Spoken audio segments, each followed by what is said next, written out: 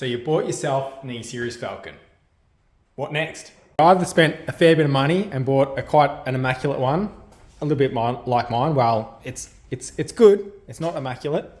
It needs fixing up in areas still, and I'm slowly getting around to things. But I mean, one thing at least is my interior is really good. Only a couple of issues is the one of the buttons on the radio. The FM doesn't work. A little bit of wear here, but other than that, it's quite good, and I've been pedantic in keeping it all clean. But the average E Series is going to have a worn out steering wheel, probably a cracked dash, wear and tear on the seats. You'll at least need to take all the seats out, steam clean them. You'll be having some rust issues. I've got a little bit, not too bad, but stuff I need to fix up, and I know about it. Look, they drive like a bit of a boat, in the best of times. So you're probably going to have to replace a whole heap of bushes. I know some of the bushes and ball joints of mine will be good if I replace them. But you can make them handle a bit better if you do all that first.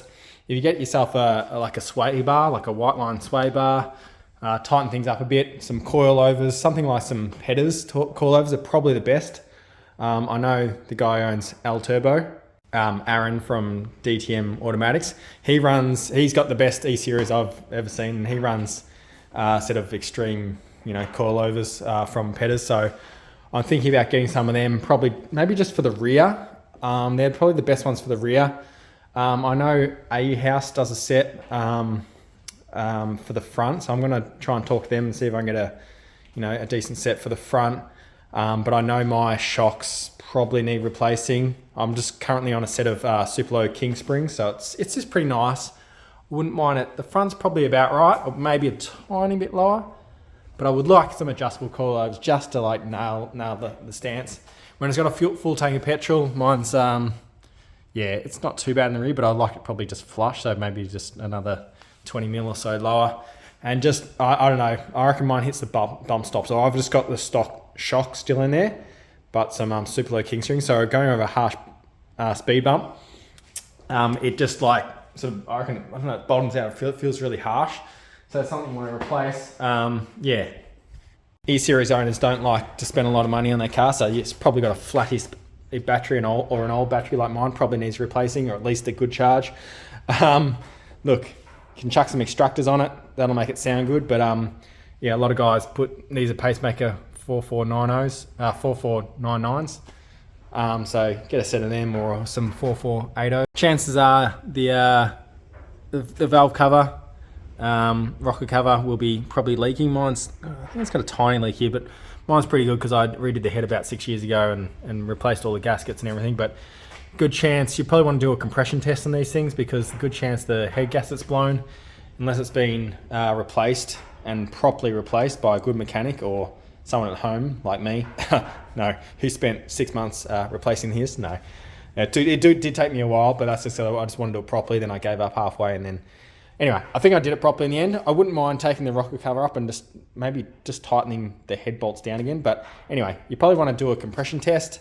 If you're actually spending some decent money on an E Series, you probably want to do that. If you're not, well, the chance are you might have to replace the head gasket. If you can do it yourself, it's a couple $100 or maybe $500 all up, because you want the head resurfaced and all new gaskets.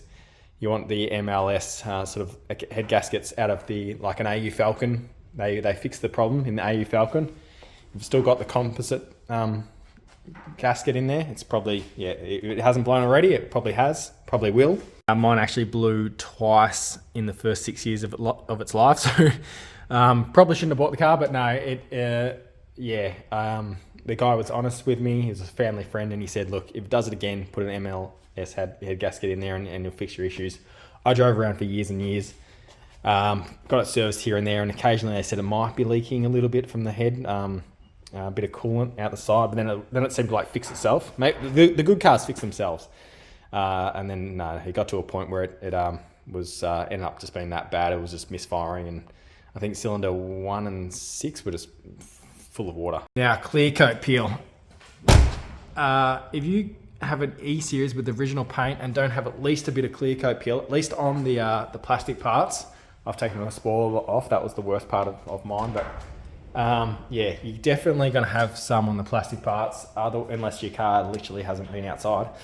Front bumper, yeah, a little bit.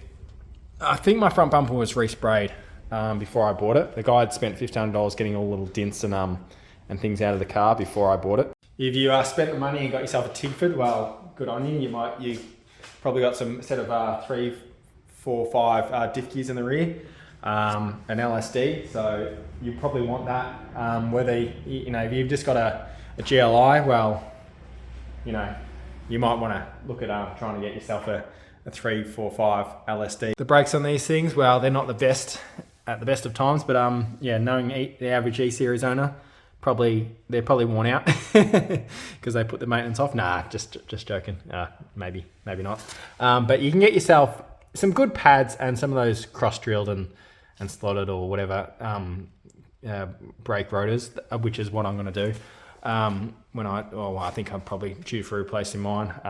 Look, they stop all right. It stops all right. Just, and the car's got ABS. They go all right, but you probably want to upgrade. If you can afford it, you can upgrade these things. Hoppers stoppers in Hoppers Crossing, they'll sell a kit that you can put. I think you can put, what are they? VT. You can put VT calipers and rotors in there. It's a couple of $1,000, but you won't be able to put. I don't think you can put 16s still on there. I think you have to do 17s. So if you like, the average 15-inch, 16-inch or stockies and that, you won't be able to fit them on if you do that brake upgrade. So that's the only thing. If you want to go for that drag setup, you can do the big 15-inch rear, and a lot of guys do the 17-inch front runners just to fit the big brake kit on.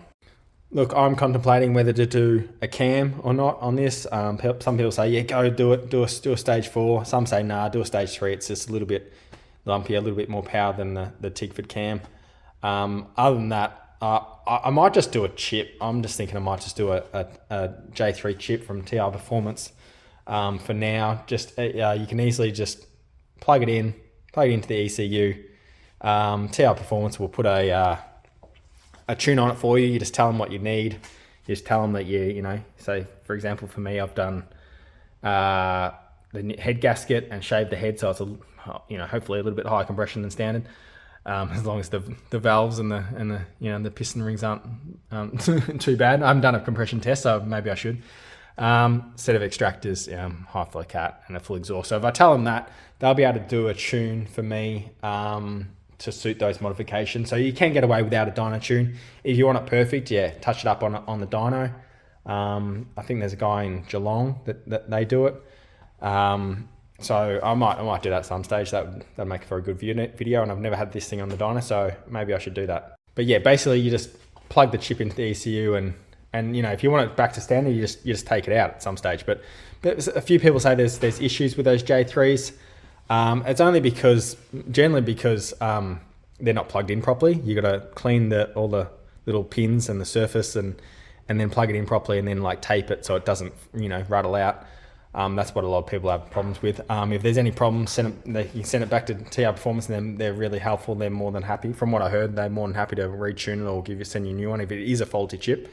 But chances are you just haven't installed it right. But yeah, they're very comfortable cars. I would definitely recommend getting one, whether it's your old classic cruiser. Very comfy cars. They're like armchairs. Comfy cars to drive. You got the nice steering wheel. It's got an airbag. I've just got the driver's airbag. Some came with passengers. None of them came with side or anything, but the two gearboxes that came with the cars were the BTR 4-speed and the 5-speed T5 manual. Look, both good boxes. I actually quite like the 4-speed. I like that it's actually 4-speed, and you can change it. You can get shift kits for these things. So I've got a little issue with the gear position sensor, so I might hit up TR Performance and get a new one, because I know they sell one for about $70 or so. So I might replace that and see if that fixes it. But I wouldn't mind also a shift kit. You can get a shift kit from Shift Kit Australia, and that will actually make it full. You can change the. You have 3 settings, I think, from soft, medium, and hard shifts. You can also make it fully manual. There's a few different settings. But yeah, if you're going to drag racer or something, or you just like that feeling of a firmer shift, It's actually better for the box. Actually, the slower the shift, the hotter the box actually gets, because it's sort of like, I don't know the magic of autos, but the slower the shift, the more heat it produces. So it just sort of bangs it in a bit quicker. It'll actually prolong the life of the gearbox. So in the meantime, kind of waiting for another car just so I can put this to the side and just work on it and slowly do things. Zinc coat all the nuts and bolts in the engine bay. I reckon I might do all these, like the door jam, door shut things. These all in in here. Well, these are yellow zinc coated, but they need to be redone. Just get everything like zinc coated, and it'll also go well with the heritage green, I reckon. That sort of gold zinc color goes well with the green. And also I get some new tires for my EBGTs, because they've got that's that champagne gold. Clean them up, they're so dirty. Get rid of the gutter rash, so that the previous owner did. I didn't do it.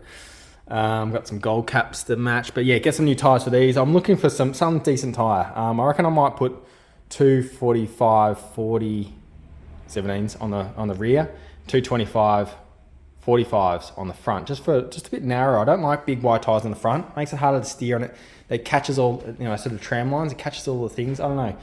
It's just these tires, but when I had these wheels on the car last, I really didn't like the way it handled.